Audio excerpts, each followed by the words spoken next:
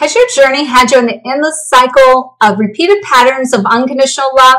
If so, stay tuned because I'm going to show you why you deserve to have a two-way street relationship.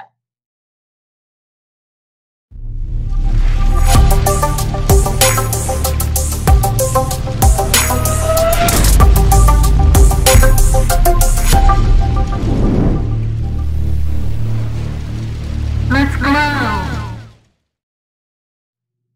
Hi everyone, my name is Dr. Harmony. I'm a twin flame expert helping twin flames around the globe face fears, find freedom, and glow forward on fire. Welcome to my weekly Glow Show.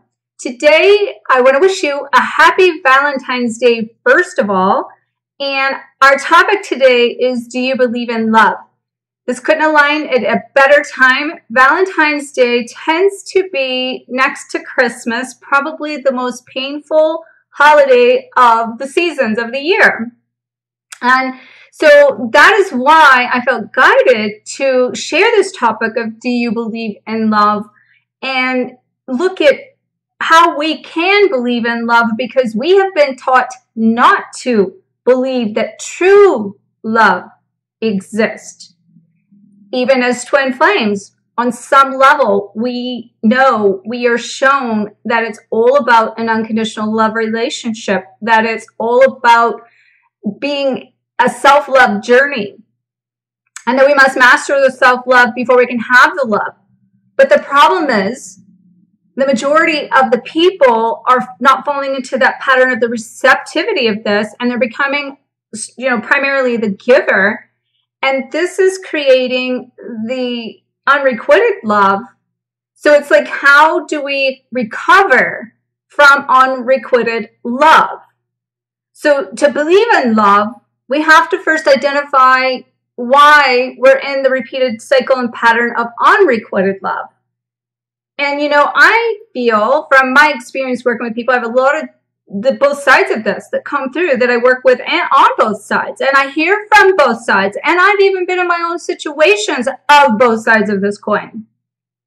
That helps, come teach if I've also been on the flip side of this is, not technically the runner, but the one that's being pursued, so we can talk about the giver and the receiver, which is also the pursuee and the pursued, right? And there's nothing more unattractive than being pursued by someone that is not confident, that's feeling abandonment, and that is also very sensitive to these rejections, because without words, energy is felt. And so your emotions are felt by that receiver on a level that you don't even have to say a word, technically. So let's break this down. Let's first of all, I just want to kind of, know you're not alone. This is the mass collective scale here that has experienced this unrequited love. 98% of the population have experienced some form of unrequited love. I mean, statistics and study have shown that. And in our probably number one problem in the universe has to do with healthy relationships, aside from money and career. And those actually all parallel, because all of those things are the internal reflection of ourselves and how we technically feel about ourselves. And, at this time of the year with Valentine's Day, we, think about, this really comes up as a topic, for sure.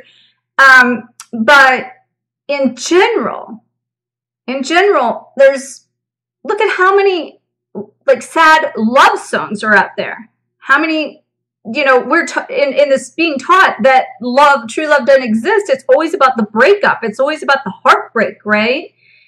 And so basically, as twin flames, part of our mission was to come here to rewrite our love song, right?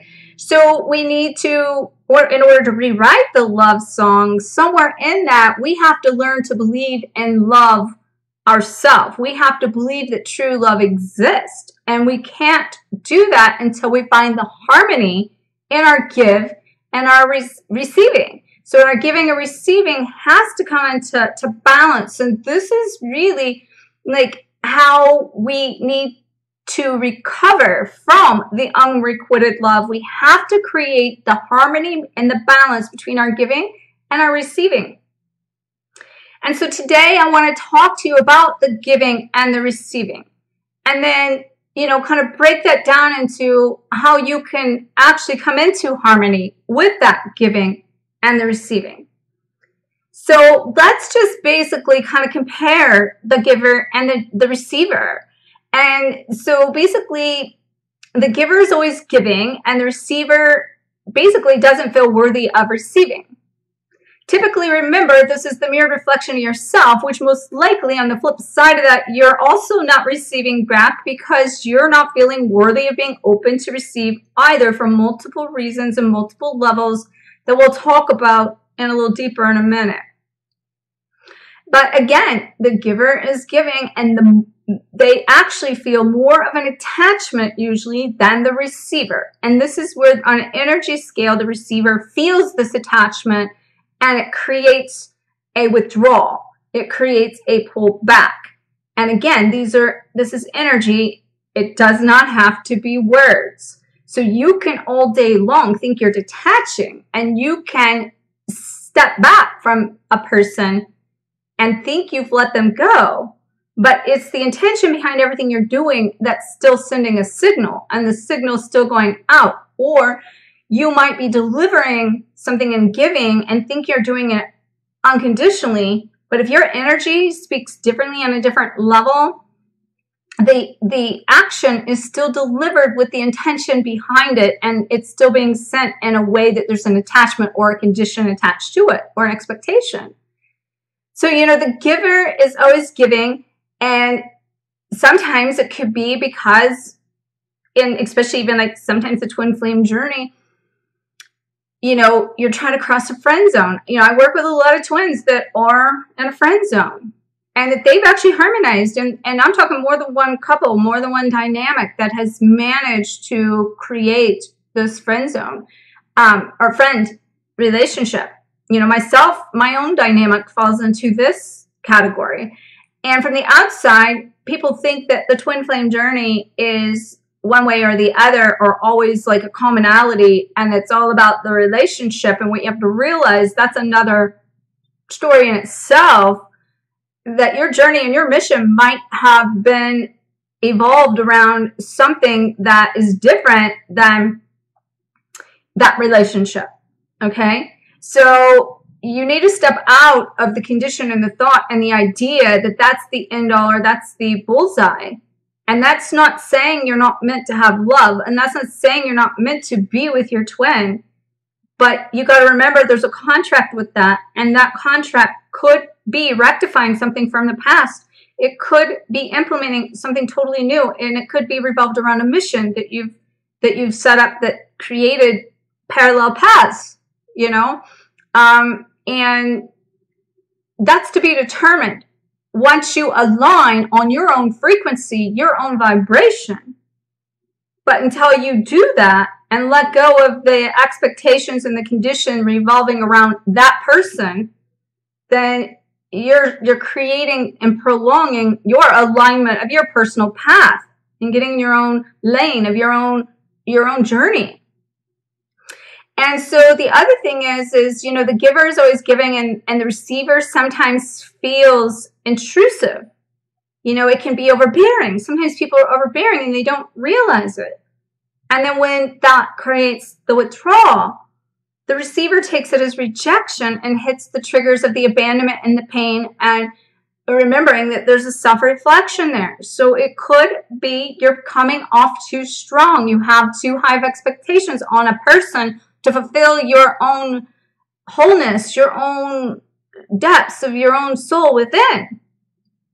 And the giver is also always over-giving, as the receiver doesn't know how to receive either. Just doesn't even know how to like allow. It's a piece of being worthy, but the skills to do that aren't there.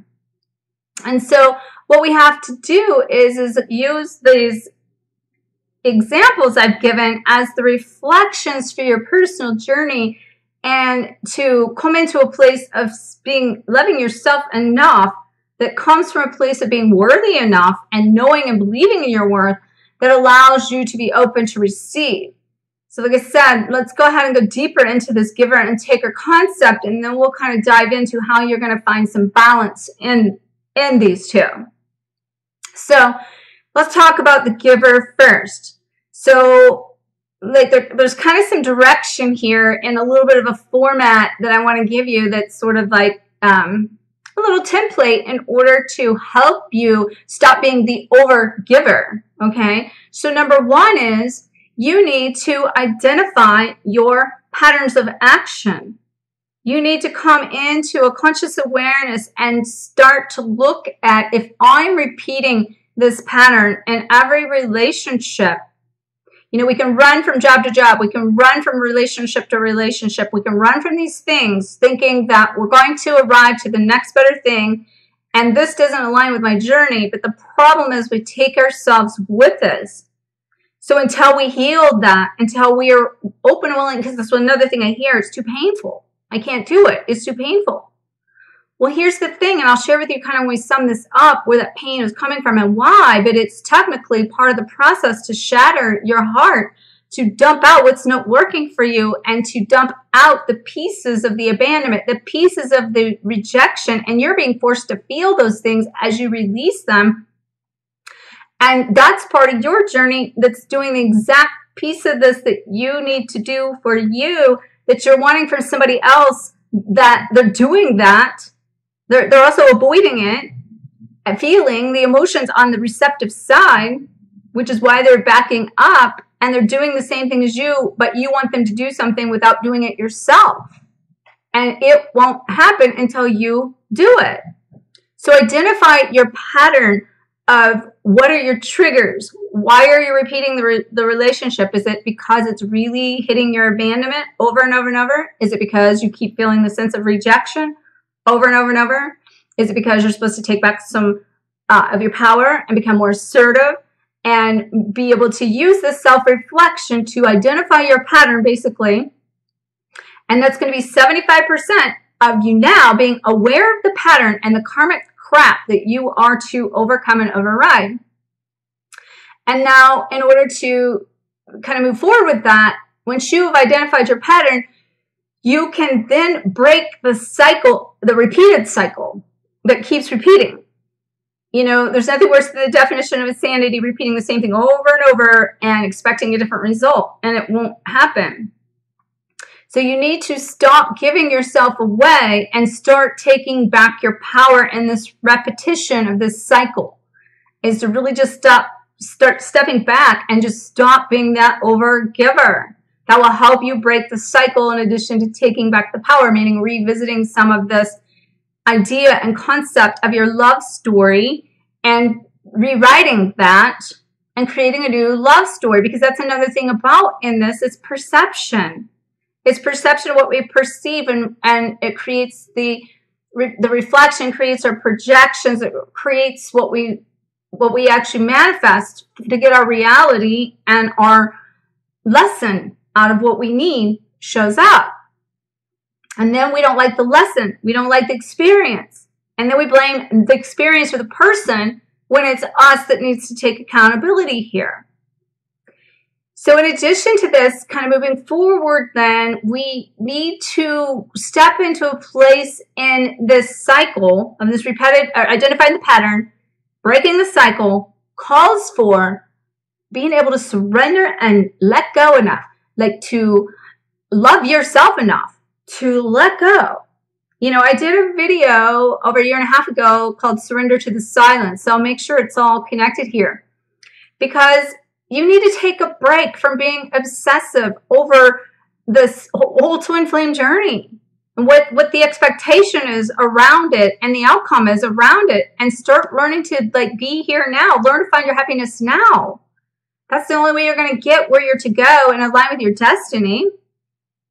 So take a break from following on the social media. You know, I've had most of the clients I've been working with has been breaking this pattern and breaking this cycle and coming in have already done enough work that they're doing that. But if you are still stalking on different social media pages or, you know, in a constant state of obsession, and this is part of the twin flame thing, you can't get them out of your head, and know that you're not alone with that. And it makes you feel crazy.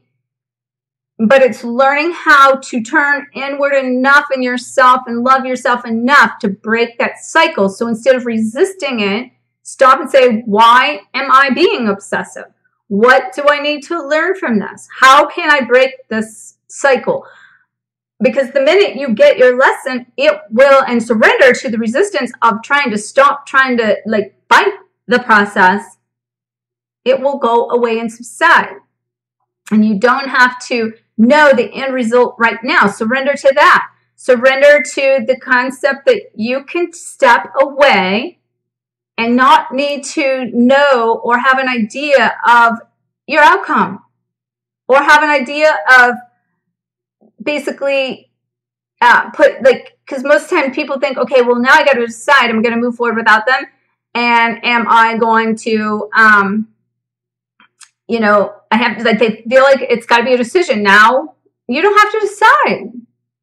You can still stay open to whatever, put it on a shelf, but follow your path. And that will keep you aligning on your vibration, getting into your love channel of loving yourself. And then as we move forward, you know, we need to modify expectations. And what are you expecting in return? What's the intention that you're sending out with what you're giving?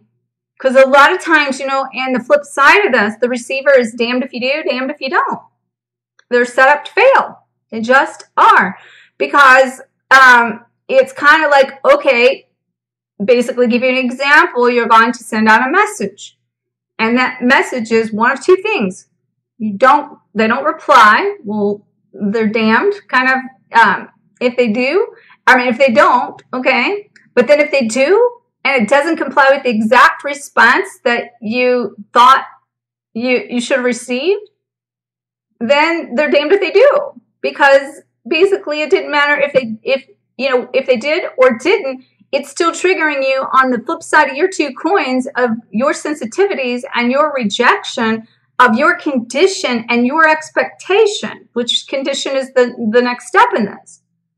Setting up like an expectation becomes like what you think should be in this. And then the condition links to it in what you think the response should be. So that kind of what you're putting out there is the expectation of something coming back, but then the condition becomes, if it doesn't, it might come back, but is it coming back in the form you think it should? So in asking yourself that. So you might need to change your expectation and your outlook on that. And as you do so, then basically, let's kind of now flip this to the receiver side. So on the receiver side, most of the time, I would say what I see a huge part of the time is it's because that receiver does not feel worthy of love. And typically, not all the time, but typically that's the divine masculine. They've been emotionally emasculated by their mothers. They don't know how to express themselves. They don't know how to share their emotions. And they also avoid conflict. And another thing that they usually do as we kind of move through this is they don't want to hurt you. It is unconditional. They are very unconditional. They'll take it all on for themselves. But then again, they're damned if they do and damned if they don't. Because if they don't give love, they're damned. And if they do give it to you in the wrong format and you end up on the wrong channel trying to have a different love language here happening, trying to have a conversation with two different love languages taking place, now they're damned if they do and damned if they don't again. And so basically, try to avoid seeing your projections. Try to avoid seeing them the way they are. And try to see the innocence and have compassion here for where they might be at. And in the end of the day, I'm seeing this hugely on collective scale with the divine masculine in all areas. They're working really hard on themselves. They're learning what self-love is. And now the coin has flipped, and it's kind of flipping back to teach the divine feminine more about the true essence of self-love, because they are getting it. I'm seeing it every day. Seeing it in the collective and around me personally. So the other downside to this is, and this can be giver and taker here, but the receiver tends to give a mixed signal. They don't want to hurt you, so they tend to not be maybe 100% honest, or they beat around the bush, or they sugarcoat it, and they don't just come out flat out directly say what they feel.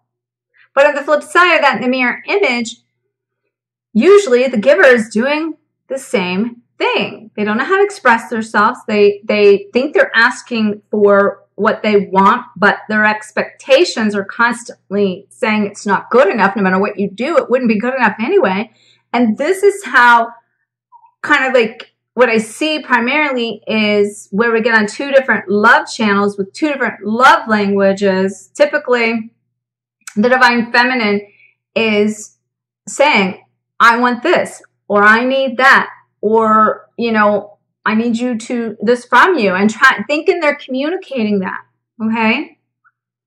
But then it's always linked to this expectation. It's always linked in this energy to a condition.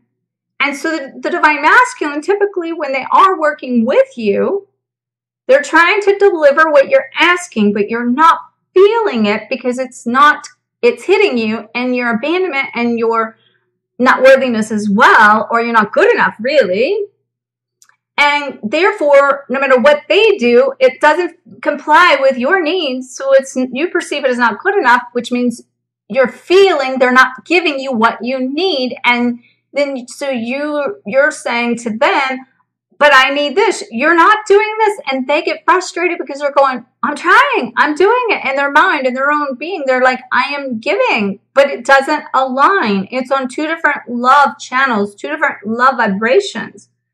And the giver and the receiver have to come into a vibration that matches on the same channel to move before it can move forward in the same direction.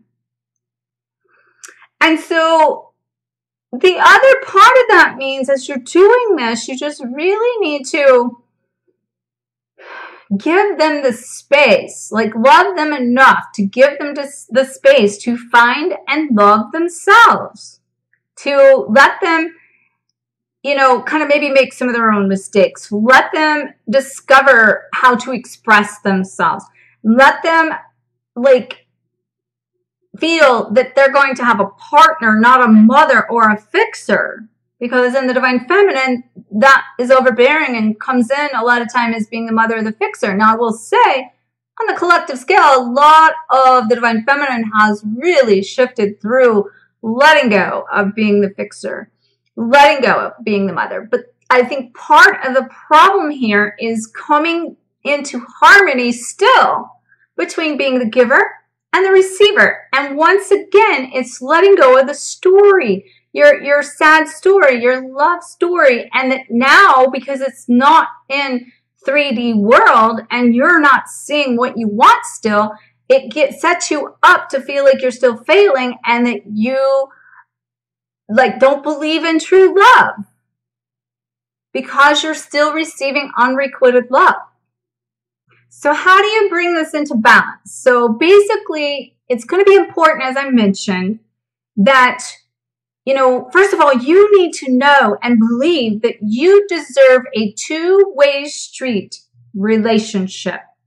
I want you to raise your hand right now. I deserve a two-way street relationship filled with love and romance that fulfills my heart's desires in my life. And so, you know, if you're not really believing in love, I would encourage you to, first of all, kind of make that oath that you are going to be willing to change that mindset, change that perception, to change, if you don't believe in it, if you think you are going to get it or not, you're going to be right. So first of all, declare you've decided you're going to deserve it. You're deserving. You've went through all this hell. You went through this dark night of the soul, and now you deserve a two-way street relationship. Second from that is, if you want this two-way street relationship, how do you create a healthy relationship, right? Well, to create a healthy relationship starts with the relationship you have with yourself. And, I kind of mentioned all this, just, in that you have to own your worth. You have to let go of your expectations. You're going to stop putting a limitation on your dream. You got to stop putting your energy in a place that is being robbed, so you can take back your power and basically fill up your own well first. So to believe in love, you have to believe in yourself and love yourself. And so I know there's so much out there about self-love, and that in itself could go on and on and on and on about. But I want to share with you some highlights of how you can love yourself, which you have to do to find the harmony, to find the balance in your give and receiving. Giving and receiving has to come in balance for yourself to have it come in balance with the other person that you are desiring. So the first thing you have to do is trust in yourself. That means you have to trust your thoughts, your emotions, your feelings, your intuition, and your journey. You have to surrender to the outcomes to do that. Because you have to live in the now. Learn to live in the now. And actually, I did a video where these kind of topics came through in more detail last week. I'll make sure to put a link to it if you didn't watch it. It's very powerful. Is your destiny is now. And that's kind of what I'm saying here. And I'm kind of expanding on that a little bit in that topic. Because it's now. You don't have to wait. And you find the inner peace. You find the happiness. And you're not waiting. And so once you begin to trust this process, trust yourself, trust these things within you, you start to believe in yourself, which is the second thing you really have to come into alignment here with, believing in you. And as you come into alignment with believing in you, it gives you the courage. And that courage helps you take a step forward in confidence to create and co-create your life and your love with your greatest abilities, being in honor of them, to believe in your abilities. So even in trusting yourself and believing in yourself, you got to believe in your own abilities to be able to manifest. And this goes even back to the word. Then you got to commit to it. So you got to have courage. You got to have confidence. You have to create with your highest ability. And you got to make the commitment to this, to believe in you, to believe in this journey. And then you got to honor yourself. Now, I talked about this in that last video in a little more detail, but I want to give you a high level of it. You got to learn to listen to your mind, your body, your heart, and your soul. What are those things telling you? Then you got to learn to connect with your mind, your heart, your body, and your soul. And then you need to learn to take all your actions based on how you feel in the moment when it comes to connecting to your body, your mind, your heart, and your soul. Because until you come into alignment and in wholeness and fullness of your body, mind, heart, and soul, you can't align with the greatest good of your body, mind, heart, and soul to live and align with the vibration that you came here to match for your highest frequency of your destiny. That is where you will find your beloved and the love that you're seeking. It's inside of you that gets you there. So in this process, then you have to move forward from the trusting yourself, believing yourself, honoring yourself. You have to respect yourself. So now that means instead of being passive, instead of putting things under the rug, you've got to learn to express and be assertive. You've got to learn to set boundaries, and you've got to learn to remember when to be open and when to set a boundary, and it could be with the same exact thing on two sides of this coin in any given day, at any given time, in any given scenario or situation. One day, you got to set the boundary and take your power back. The next day, you got to be open and allow. And that's freaking confusing. I get it. But it's discerning between the two, and it gets you, the only place you can do that is in the now, being connected to the mind, body, heart, and soul as to what works for you today in this present moment. And then you got to reward yourself, being open to receive the reward on a moment-to-moment, day-to-day, week-to-week basis. And to set the intentions to create attainable goals for yourself and making a commitment to yourself. I'll give you an example. Like, I've really been getting, I've been a spiritual rebel on getting back into physical fitness because I'd stepped away to honor myself in a softer, kinder, calmer, feminine side. And now it's kind of getting back into the physical side, kind of the masculine structure of being consistent with a fitness regimen. And then to do that, we need to honor those commitments to the self. And so we need to set attainable goals. And as we reach those attainable goals, such as working out on a regular basis, maybe going and buying a new outfit after 30 days, right? That's kind of what I'm saying here. That is loving yourself enough to also, in that, not to let other people get in the way and rob you of your own peace, your own happiness, your own rewards here. Because at the end of the day, what this really means is you are then stepping into the idea that I deserve to be loved on this two-way street. So I am making a commitment to allow love into my heart and to lead my life towards love in all areas of my life. Now, to do this, I mentioned earlier, there's a process of the heart, and it's the journey to the heart that I've been shown. As we shift from the mind to the heart, it's the journey to the heart. This is a whole topic in itself, but I want to give you a highlight here because this has been coming through, and I've been seeing this wrapping up full circle as to how we unify within ourselves to become whole and complete and loving ourselves. Our heart has to go through a process of the journey.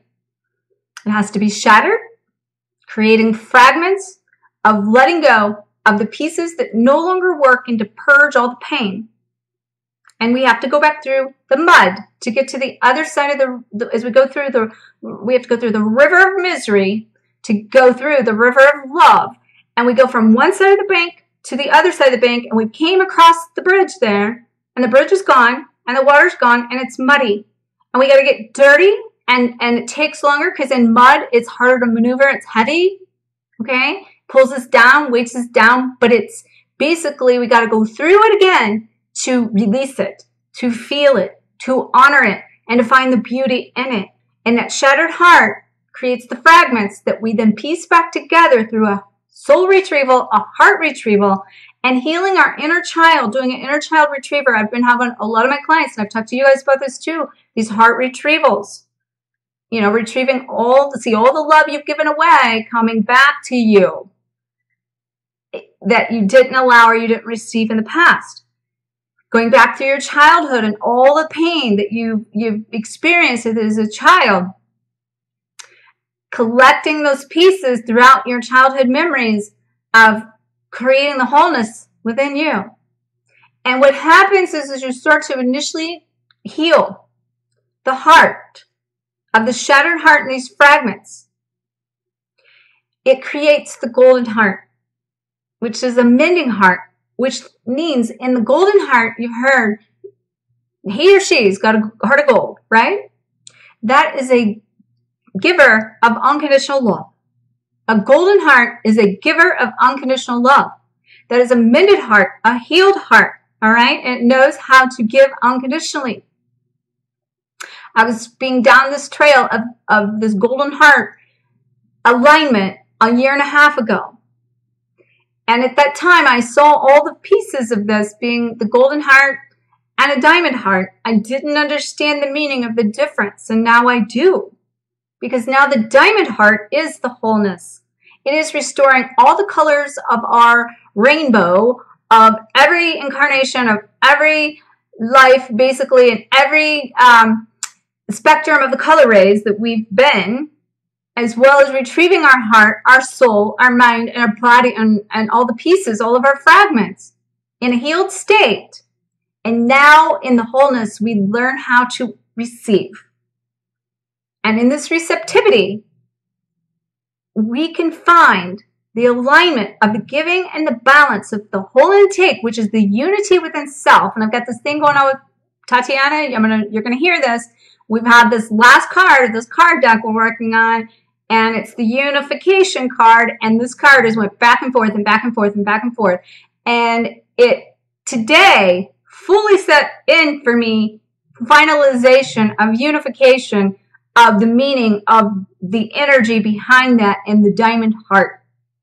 And what I'm telling you is to be funneled through this card deck of the Twin Flame Ascension Journey and Take Me Home deck that's about to be released in the near future. It's been a 2.5-year project that still has its pieces that are unfolding in the way it needs to. But until it's right, it can't go forward. And we've just kind of learned, I've learned to get out of the way of this project. It has a mind of its own. So what I want to send you with is I want you to start to, in this Valentine's Day, I want you to make the commitment to rewrite your love song. And in doing that, I want you to basically rewrite all the pain, rewrite all the challenges, rewrite all the kind of relationships, the major things that stand out. And I want to leave you with a writing prompt that you can use and to write your love song. And that is, I believe in love because ... I believe in love because ... And I want you to fill in the blank at the end of that. I don't want it to come from your heart. I just want you to sit down and just allow that you believe in this love because, and basically in the process of it, take all the pain and rewrite it to passion. And what do you want? And today is the perfect day to do that. And so I send you much love. Champ sends you love. In fact, he has a little Valentine here that, like, he's put on his page that I'm going to share with you just as a Valentine from Champ. And I also want to thank everyone for their love that they have shown paying forward to Champ's mission. I can't begin to thank you enough for that, as well as following me on my own personal journey and aligning on my path for me to know that I'm in full alignment with myself and I've went through this walk.